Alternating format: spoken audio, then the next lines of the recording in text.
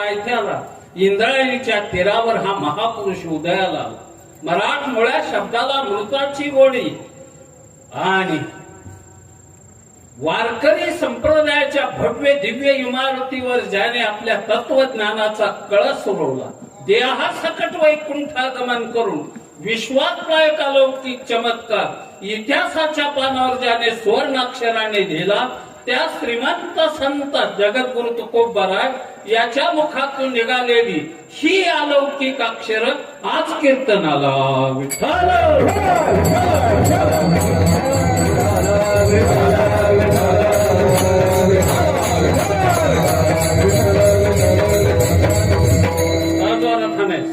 भोळा भोळा वाजती म्हणायचं नाही हाणायचं. वारकऱ्यांचं टाळ हे काही नारायणगावचं आहे. उगवली शुक्राची चांदणी. हे मजा आहे. दिवसाला 10-5 मिनिटं खळखळून हसत जातं. काय काय माणसं तक्रार करतात, महाराज मी एकटाच असतो.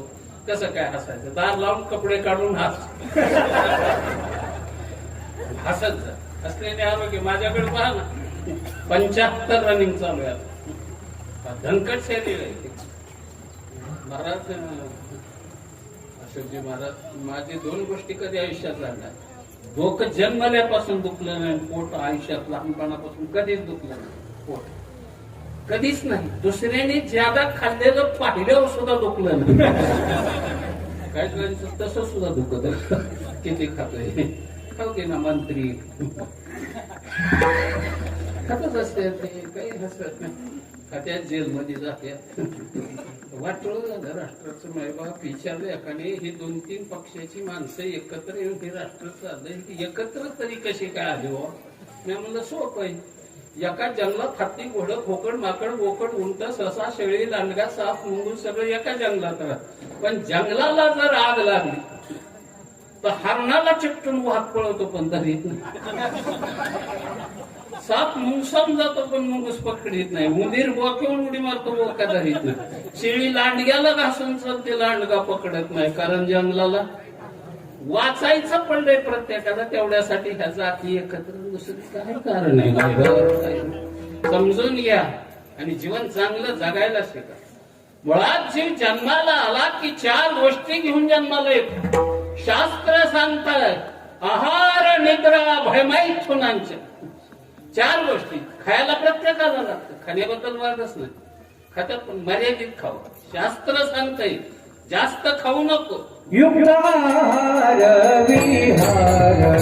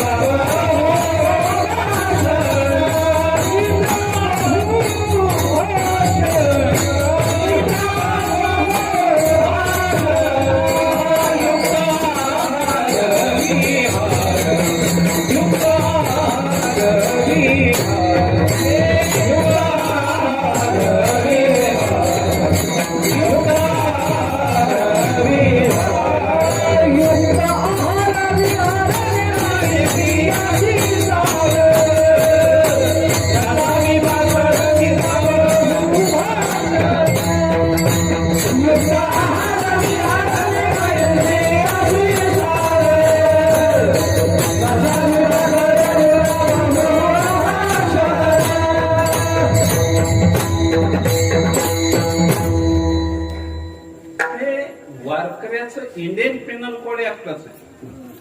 युक्त आहार मर्यादित घे, निद्रा मर्यादित घे. वारकऱ्यांनी जास्त झोपत जाऊ. 6 तास लय झालं, पुष्कळ झालं. बघा 8 वाजता 9 वाजेपर्यंत सकाळी मिले रात्री जागलो. कुठं चोऱ्या करायला गेलता. मर्यादित पाहिजे. झोप निद्रा मर्यादित, आहार मर्यादित. सगळेच विषय इंद्रियजन्य जेवढे व्यवहार आहेत ते मर्यादित पाहिजे.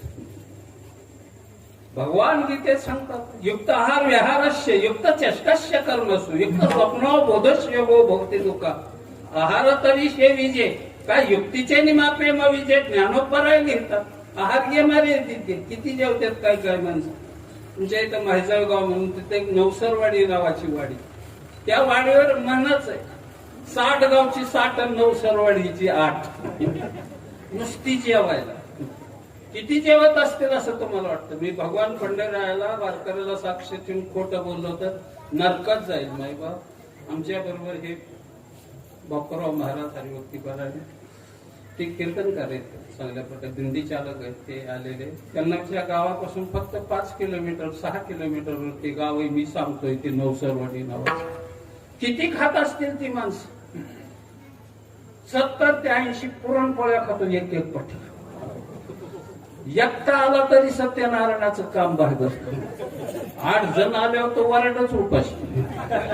कोणी पत्रिका देत नाही, कशाला थाळा वाजून साफ घराला झाला. 80-90 पुरणपोळ्या काही नाही. आमच्या धर्मग्रंथात बघा, बकासूर गाडीवर अन्न एक रेडा खातो. दुर्वास 60 सहस्त्र खंडे अन्न दुर्वासा. कुंभकर्ण जन्माला आल्याबरोबर भक्तांच्या 5-6 बाया खाल्ल्या त्यांनी. त्याच्या आईचं बाळणपण करायला आलेल्या.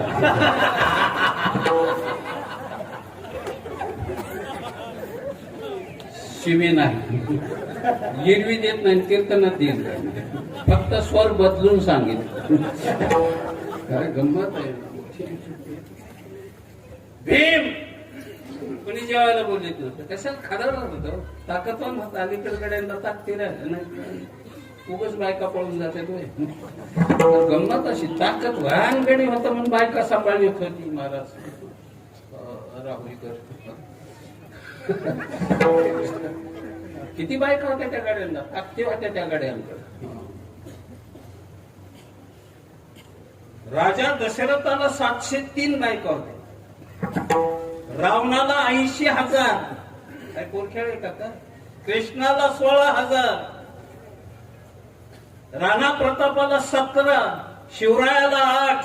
ताकदवान गडी होतं मी काय कसं म्हणतो. कृष्ण म्हणजे साधा ताकदवान. 7 पोळ बैलाला एकच व्यसन घातली होती त्यांनी. तुमच्याकडे काय म्हणतात नाका व्यसन. व्यसन 7 बैलाला मोकळ्या एकच व्यसन टोचली होती कृष्ण. तेव्हा 16,000 बायका सांभाळली. हांड्याला बायकोला मदत बोलली. कधी गोवर्धन न्यायचं अवघड काम झालंय. अशक्त झाली माणसं, निवडत झाली ना. ताकदीच नाही झालं काय नाही. आमच्या तिथं नवरा बायकोची भांडणं झाली, त्याला बायको बाहेर ओढून आणायची होती 2-3 फक्त. ती बाईक वाढानाच. त्याने उंबऱ्याला टाक लावून वळली. पण गडी जरा कोतांगण बाय आमच्यासारखी जरा थोडी झाड. त्याने वडून कशी तरी 2-3 थापडा हाणल्या बायको. काय होत आहे तिला? गादी छाकाटी पडलेली.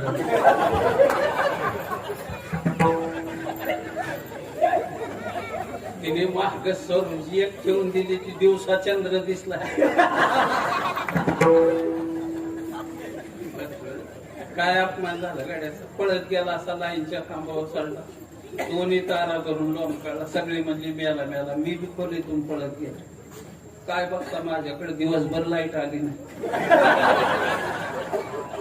आम्ही गोंगडं धरलं. त्याने उडी टाकून गचुंड धरलं. म्हणलं देव काय ठेवून मारायचं होतं का? ते म्हणला शनिवार आज कुठं लायची मुरदाड. काय करायचं. भीम ताकदवान गडे होत.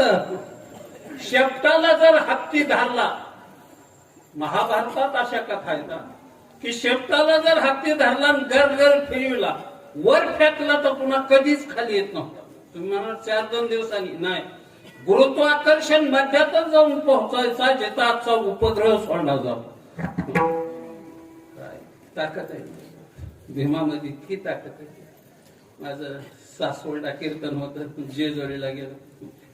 खंडेरायाचं दर्शन घेतलं, पायरीवर बसलो. तिथला नेम असा आहे खंडोबाचा. नवीन लग्न झाले, जोड आली तर बायको खांद्या घेऊन 5 पायऱ्या चढवला. तसल्या गमती बघा असल्या आपण तास बसतो.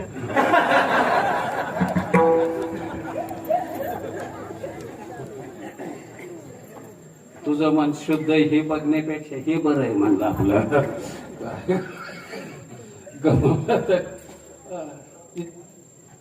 जी दणकाट पोरं होती ती बायको खांद्यावर घेऊन गेली, पण पुण्यातून एक जोड आली 35-55ची.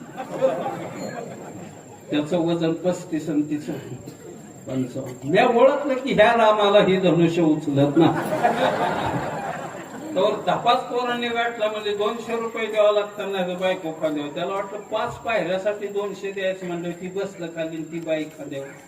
माझं काळी धडा धडा गाणं आठवलं. काय होत असं तू, काय झाला असं तू, अरे वेड्या कसा वाया गेलास तू. एकेकाचा भगतसिंग, सुखदेव, राजगुरू, मदनलाल धिंगरा, अनंतराव कान्हेरे, सावरकर, संताजी, धनाजी, बाजी प्रभू, येसाजी कंत, राणा प्रताप, शिवराय, आपल्या तत्वज्ञानाने अखिल विश्वाला ललाटभूत करणारा स्वामी विवेकानंद, रमण महर्षी, अरविंद घोष, राम तीर्थ, तू काय तुझी दैनीय अवस्था झाली म्हणून मी त्या दृश्याकडे पाय. कुठून ताकद आली काय तसला बोल ताकदच नाही येड्या. ताकदवान गडी जेवायला बसलाय. रुक्मिणी आई साहेब वाढायला, मीठ लिंबू डाव्या बाजूला आणि भात आणून पानावर वाढला. गोरणाचं भांडा नाही स्वयंपाकघरात गेलं.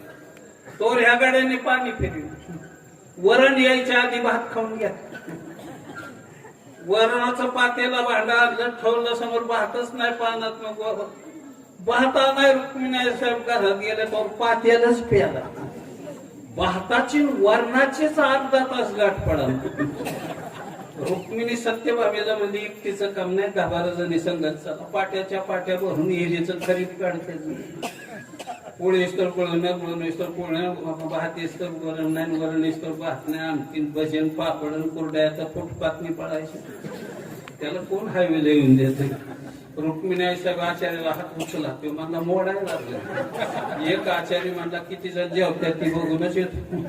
आला आणि त्याने कपाळावर चंद्र करून बघितलं. तोंड म्हणला 80-90 पोळ्या मुडीतच नाही, गोळाच करतो जीसीपीने वाढल्यावर. सेविनाच म्हणतात. रुक्मिणी आई साहेब पळत गेला. भगवंताच्या पायावर डोकं टेकवलं. भगवान हे भीम नावाचं प्रकरण मिटलं. ते म्हणलं काय झालं. ते म्हणजे संपलंय, वाढायला जायना तरी उठाना बिघडी जागे. काही माणसांनी समजून घ्यायचं वाढाय नाही आलं आपलं संपलं असं. काय काय बैल तेच गव्हाणी होत.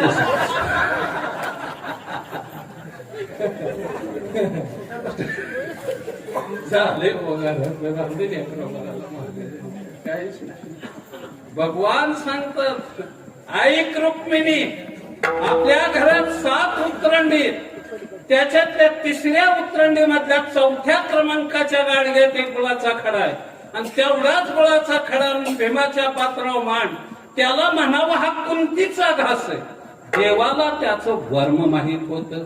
आईच्या हातचा घास खाल्ल्याशिवाय याचं पोट भरत नव्हतं. जे जे कर्म धर्म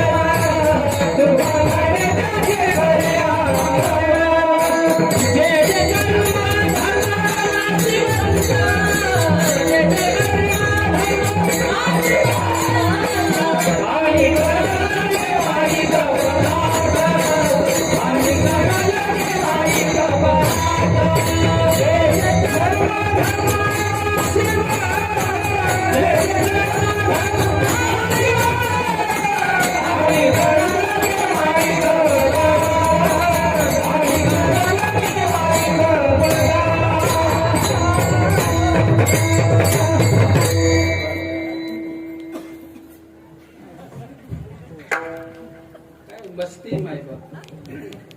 80-85 वय असत. 80 तर कम्प्लीट असत. त्यांच्या आईने कुठं ती कडून ठेवली पत्रिका वगैरे, पण 80 तर कम्प्लीट. ह्या वयात स्वतः किती मस्ती. ही नशा आली पाहिजे. उपार मारतात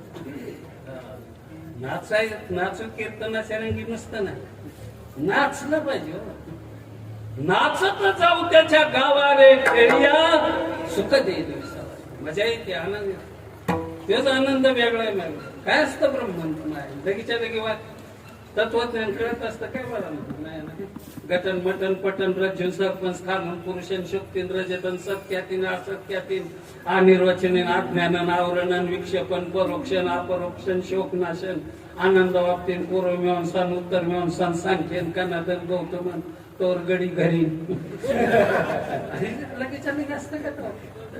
काय नसतं. हे काय भगवंताचं सुंदर नाम. आहार मर्यादित, निद्रा मर्यादित. काय झोपतात काय झोपत नाही जास्त, मर्यादित झोपत. मोठी माणसं बघत की फार थोडी झोपली म्हणून विश्व जाग केलं. निद्रा मर्यादित. भय प्रत्येक जीवाला आहे. कोणाला सत्ता टिकून राहते का नाही, कोणाला संपत्ती, कोणाला लौकिक, कोणाला कुलाचार, कोणाला आपलं ज्ञान, कोणाला आपली कला, कोणाला आपलं तारुण्य, सौंदर्य, आयुष्य. प्रत्येकाला भीती हे टिकून राहतंय का नाही. तुकोबराला एकाने विचारलं, महाराज तुम्हाला कधी भीती वाटते का? ते म्हणले मलाच काय, पण आमच्या संपूर्ण वारकऱ्यांना कधीच भीती वाटत नाही अभंगाचं.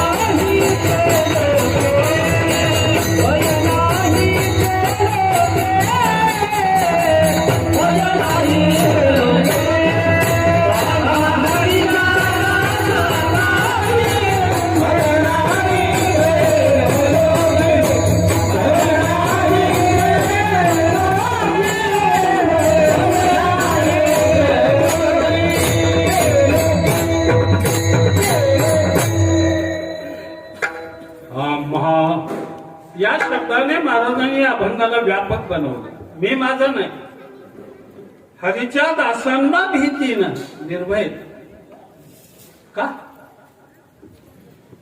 सर्वांना भीती, मग हरिदासांनाच भीती का नाही?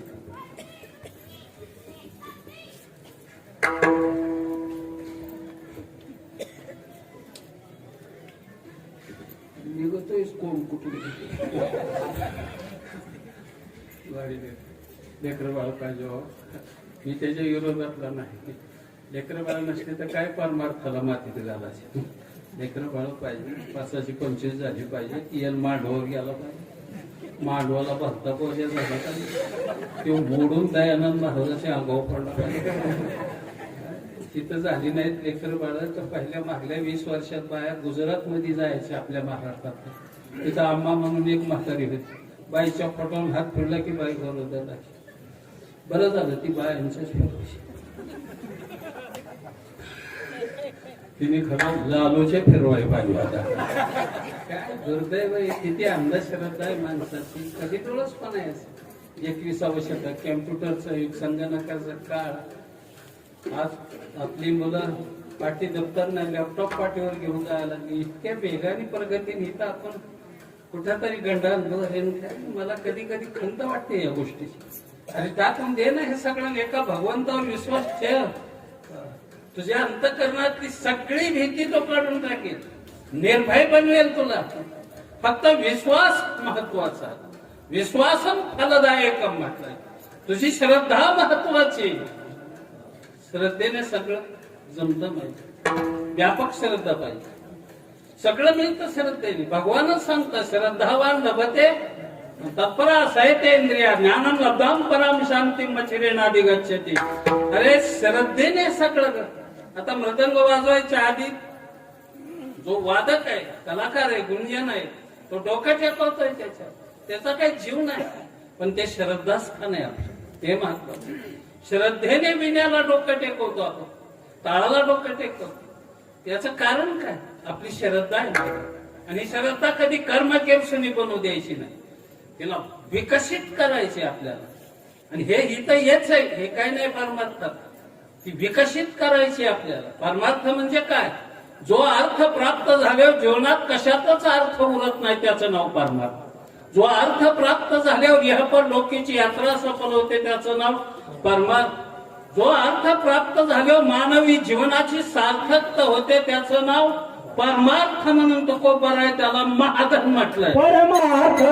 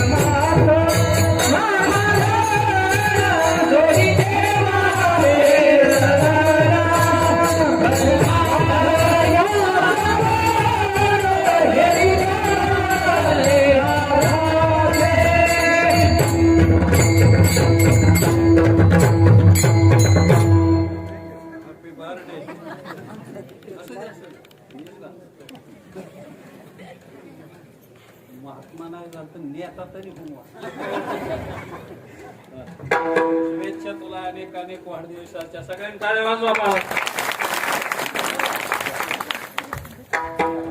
घेतं घेतं दर्शन त्याला का सांगावं लागतं का सांगितलं आपली मला घेतं बिगर दक्षिणाच्या पाया पडत.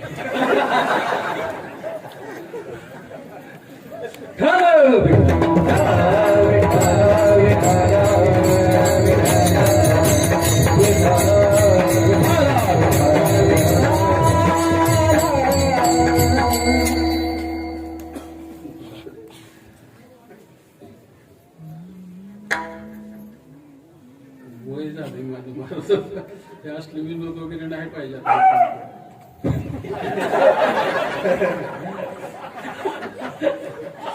निषेध नोंदवल्यात लयची चित्र महाराष्ट्रातली कुत्री. बीडला त्या दिवशी एके ठिकाणी जेवायला बसलो, 2 भाकरी आणले होते घरूनच. आणि जेवायला लागल्यावर 2 कुत्री एक तिकडून आणि त्या तिकडून एक तिकडून गुरगुर गुरगुर एकमेकावर. म्हणजे यांची कळवण लागल. मी काय कडा हाणला नाही त्याला, कडा हाणला की ज्यादा लागल म्हणून ते 2-2 पायावर भांडायला लागली. कळवण लागली त्यांची. ती तिकडे जायची, ती माझ्या अंगावरच आली. मी हाड करून महाग सारखलं. त्या दोघांनी 2 भाकरी विचारल्या आणि गेली नव्हती. सत्तेची भाकरी मिळाली की कुत्र्यांची कळवण थांबते. ही महाराष्ट्रात नाही, जगात स्थिती चांगल्या प्रकारची. ही दयनीय अवस्था आहे माहिती. काय असावं? काय कुत्र म्हणजे काय सामान्य? परिणाम काय असतं त्याचा?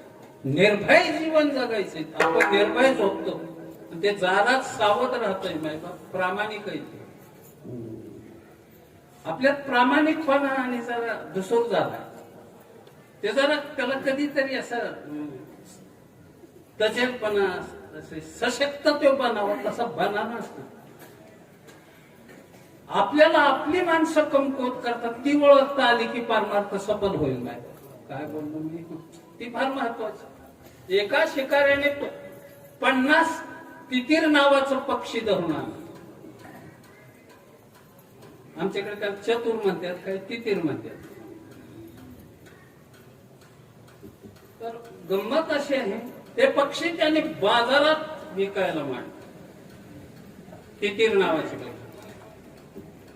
ग्राहक आल्यावर त्या गिरायकाने मागितलं, पाहिलं त्यांना, केवढ्याला पक्षी, बारकाईने ऐकून जा एवढं, केवढ्याला पक्षी द्यायचं? ते म्हणलं 50 रुपयाला. आणि त्याच मोठ्या पिंजऱ्या शेजारी एक छोटा पिंजरा होता, त्याच्यात एकच पक्षी होता. ते म्हणलं हा पक्षी, ते म्हणले हा 500 रुपयाला. अहो म्हणजे सारखीच आहे, वजनाला सारखी, तो पक्षी त्याच जातीचा आहे. ते म्हणलं हे शिकविलेलं आहे मी चुकाला.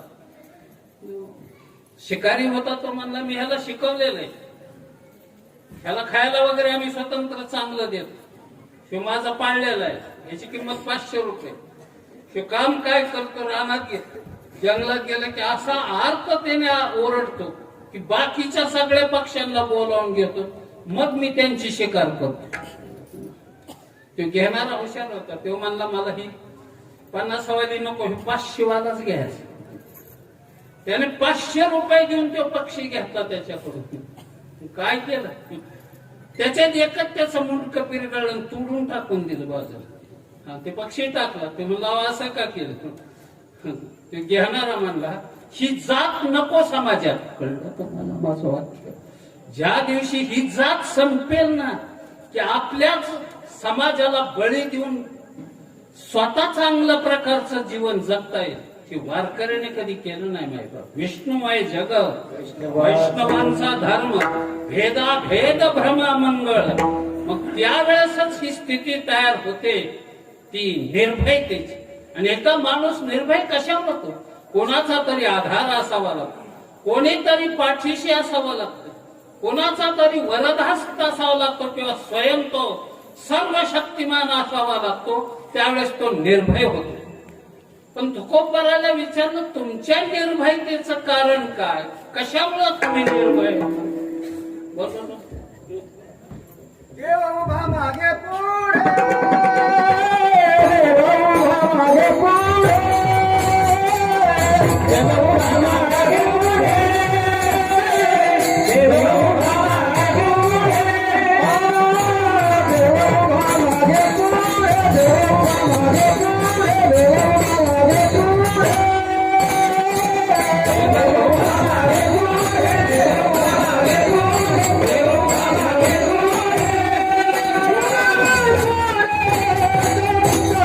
मागे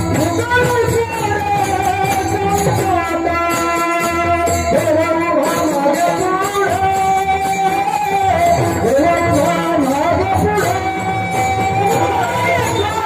देव उभा मागे पुढे, देव उभा मागे पुढे.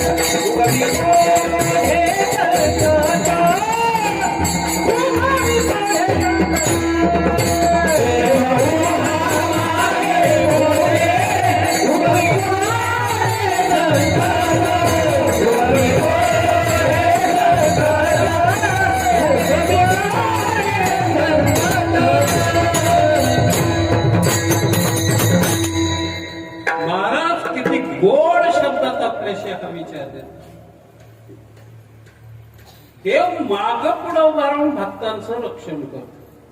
देव माग कधी उभा राहतो आणि पुढे कधी उभा राहतो. एक सुंदर वाक्य आहे.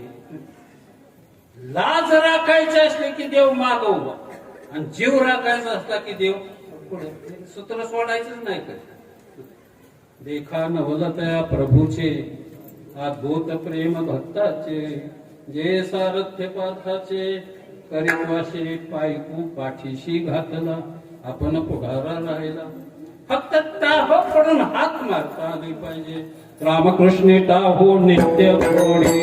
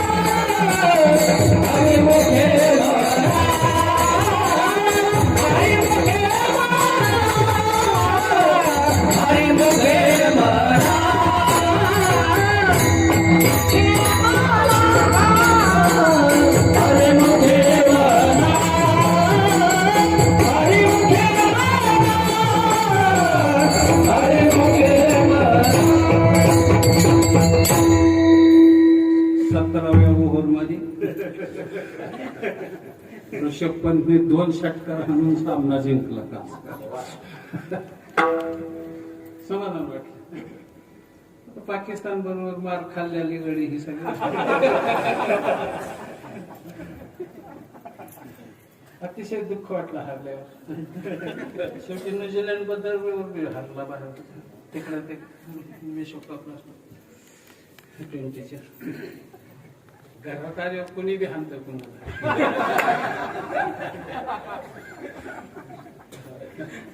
मला वाटतं कालचा जयपूरला होता आता रांचीला राहिलाय तिसरा एक सामना होता मला उद्याच्यालाच असा वेळ भेटत नाही पाहायला मस्त कडाई पण ना जुना काळ होऊन गेला आमचा प्रसन्ना बेदी चंद्रा पतोडी गावस्कर वेणसरकर गोविंदर अमरनाथ सुरेंदर अमरनाथ ते जुने काळ चांगली पोर आहेत अलीकडे मस्त आहेत बरं वाटतं चांगली बॉलिंग बी केली आणि बॅटिंग बी चांगली हे केएल आहे तोपर्यंत काळजी नाही नवीन चांगला कडे केएलच का केएल नाही तर विचार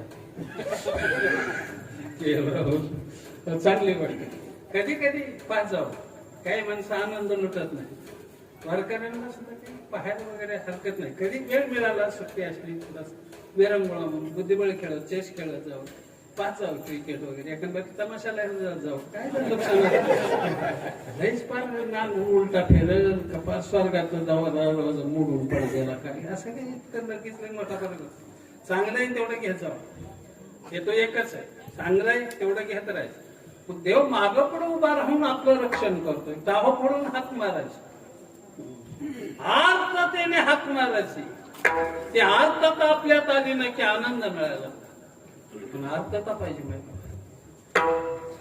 चार भक्तीची रूप विकसित करताना आर्त भक्तीचाही रूप माऊलीने विकसित केलंय 7व्या अध्यायामध्ये अर्थ अर्थार्थी जिज्ञास आर्त तो आरतीचे निव्याजे जिज्ञासु तो जाणावया लागी भजे तिजेने तेने इच्छे अर्थ सिद्धी मग 4थ्याच्या ठाई काहीच करणे नाही भक्त एकोपाही ज्ञाने अजून ही लक्षणं सांगतात आर्थतेने हात मारतात आर्थतेने मारले लहान मुलगा टाहो पडून हात मार त्यावेळी आई उचलून घेते त्याला तिचे त्या मुलाचे हात बाकी कोणाला ऐकाय येत नाही पण आईला ऐकायला कारण त्याला माहित असत माऊलीशिवाय आईशिवाय मला कोणी नाही त्या आईलाही माहित असत माझ्या बाळाला माझ्याशिवाय कोणी नाही हे 2 ऋणानुबंध जुळले जातात त्यावेळी हिरकणी बोलजावून उडी टाकायला तयार होते मायबाप बोलजावून उडी कशासाठी हे प्रेम आहे भक्ताचं असंच असलं पाहिजे हो 64-65 ला आळंदीला असताना एक वारकरी असायचं महाराज आणि विसरलं ते नाव वगैरे मला त्यांचं पण दारात उभं राहायचं आपल्या माऊलीच्या बाहेर एकदम रोडला माऊली म्हणून हाक मारली ना त्याने तिथून सगळ्यांचे अंग रोमांचित पाहिजे.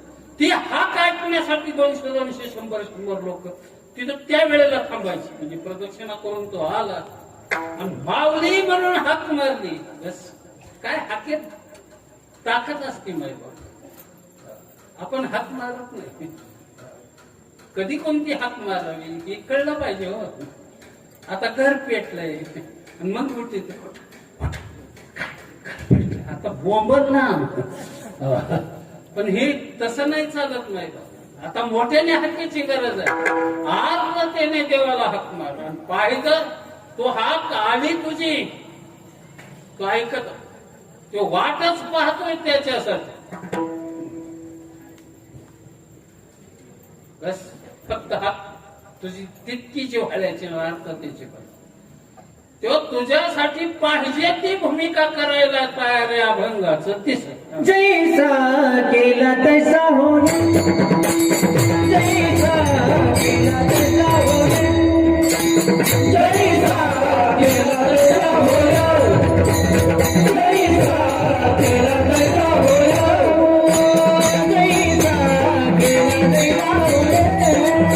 जैसा केला तैसा होणे, जैसा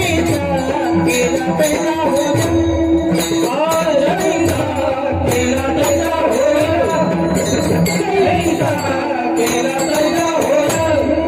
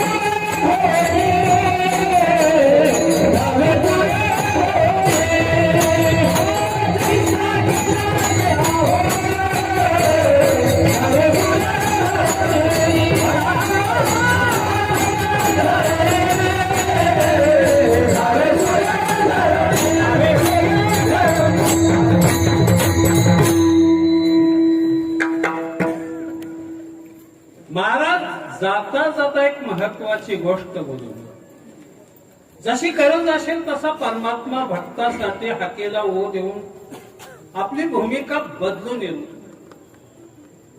भूमिकेशी तादात्म्य असावं. तुम्ही पुण्यात गेला होता बा? पुण्यात बालगंधर्व रंगमंदिर पाहिलं? त्याच्यात 2 फोटो आहेत. बालगंधर्व एक बालगंधर्वाचा आणि तिसरा नटेश्वराचा अर्धनारी नटेश्वरा. त्या बालगंधर्व ते फेटा बांधलेला आहे. पण तो भूमिका करत होता ते स्त्रीची भूमिका करत होता. बालगंधर्व ही भूमिका करत होता ते स्त्रीची भूमिका करत होता. गदिमाने त्यांच्या बाबतीत एक वाक्य सुंदर घातलं. असा बालगंधर्व पुन्हा न होणे म्हटलं. गदिमा डुळकरांनी म्हटलं. याचं कारणच काय? त्या भूमिकेशी तो इतका तादात्म्य होता की बस. मग सोबत असो नाही तर शिंदू असो.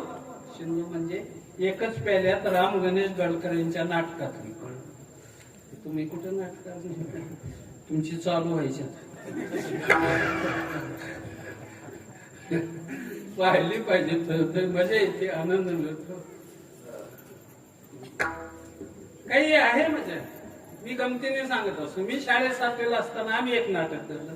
नाटकाचं नाव द्रौपदी वस्त्रहार. मुलं काय काम करत नव्हती, मुली काय काम करत नव्हती. एका पोरानं म्हणलं तू द्रौपदी बन. तू म्हणला द्रौपदी बनतो पण मला बिड्याची सवय. बिड्या आणि द्रौपदी समीकरण बसा. आम्हाला नट भेटताना म्हणलं महाराष्ट्र स्टेजवरून आला की 2 बिड्या सगळंच पेटून दे. ठरलं. रंगीत तालमी झाल्या. नाटक स्टेजवर आलं. त्याने एकदा 2 बिड्या सगळंच महागत मग धोर महाग तोडायचा स्टेजच्या धोर तोंडात द्रौपदी स्टेजवर कृष्णाचा द्रौपदीचा संवाद होता बोलानाच द्रौपदी त्याने ओळखलं की द्रौपदी बनलेली नाटक तोंड उघडलं की दोन बाहेर आल्याशिवाय लोक दगड हाणल्याशिवाय राहायचे कृष्णाने हातच धरला का बोलत नाही मग तुझ्यासाठी मी काय काय केलंय बोटभर चिंधीसाठी वस्त्राच्या घड्या पुरवल्या एक भाजीचं पान खाल्लं तर दुर्वासा सकट 60,000 शिष्यांना जेवाय कृष्णा धाव रे लवकरी म्हटलं की राणीवणी धावत आलो असं कोण म्हणला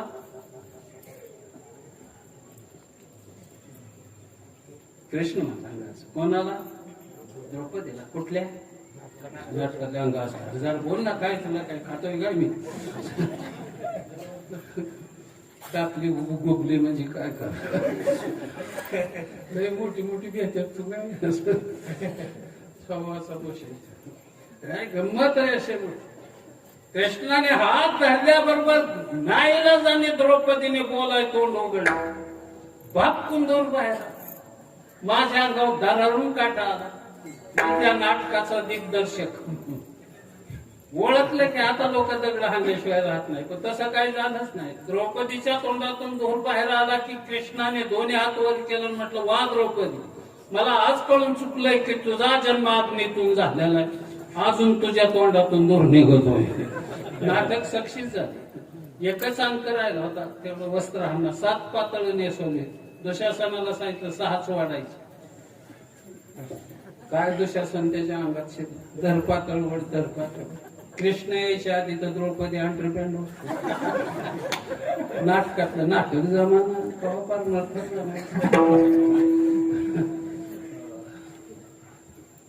भगवंताने किती भूमिका केल्या याच्यासाठी खास एकच अभंग पाठ असला तरी बघतो उंचनीच काय इष्टे भाऊ भक्त दाशीपुत्र कन्या दैत्याकरी रक्षी चर्म रंगू लागे कबीराच्या मागे सजन कसाया मला सावत्यास नामयाची झरी धर्मागरी पाणी कुंडलिकासाठी तुका म्हणे मात अशी सगळ्या भूमिकाच आहेत भगवंताच फक्त हाक मारणाऱ्यावर अवलंबित जैसा केला तैसा हो गरज आहे ना तशी भूमिका भगवान परमात्मा भक्तासाठी करतो फक्त हाक महत्वाची कोणती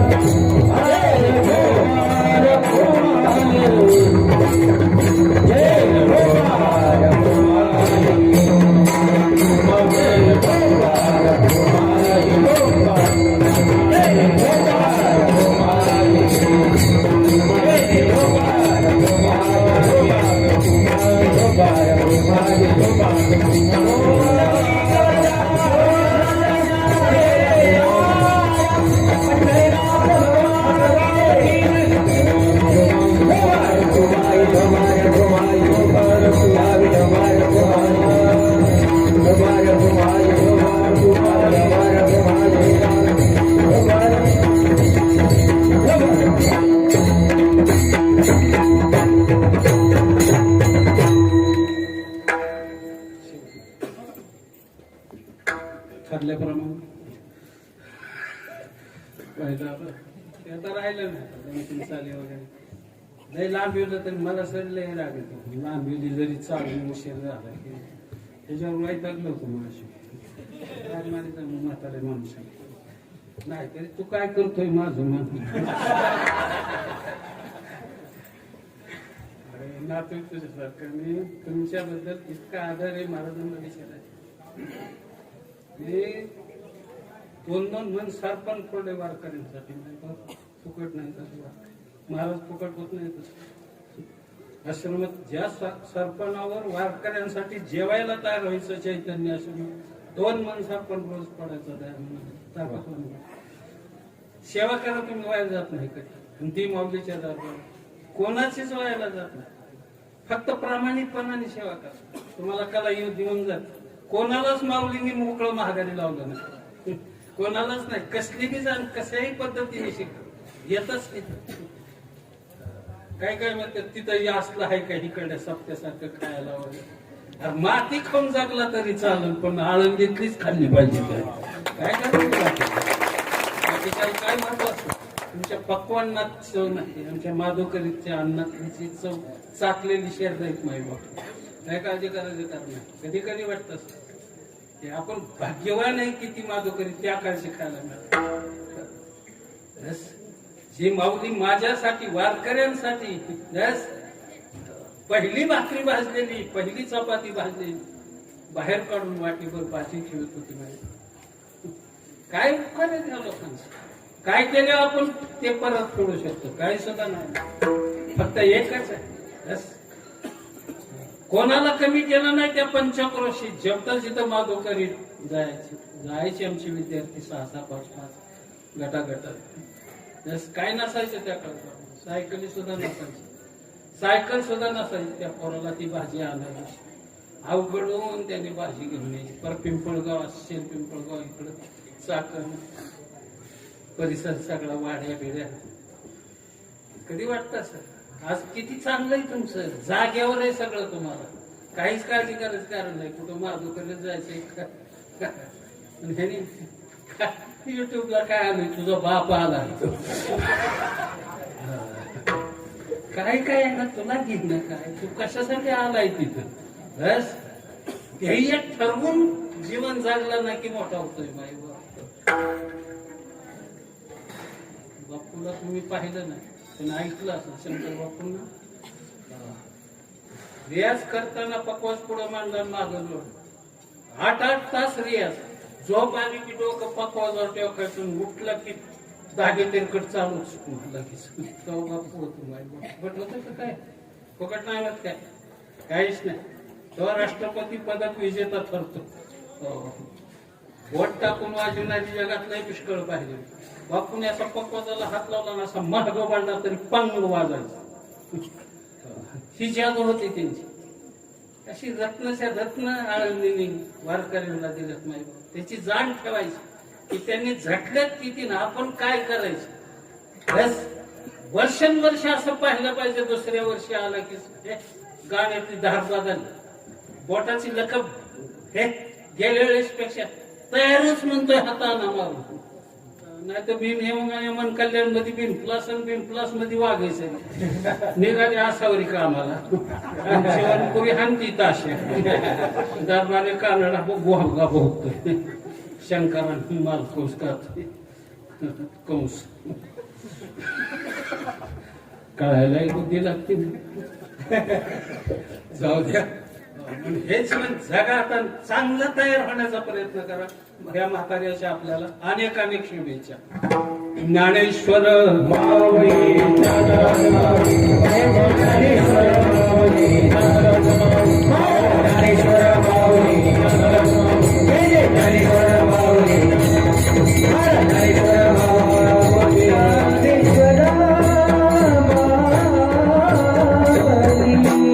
महाराज शेवटच्या शरणाला तुका माने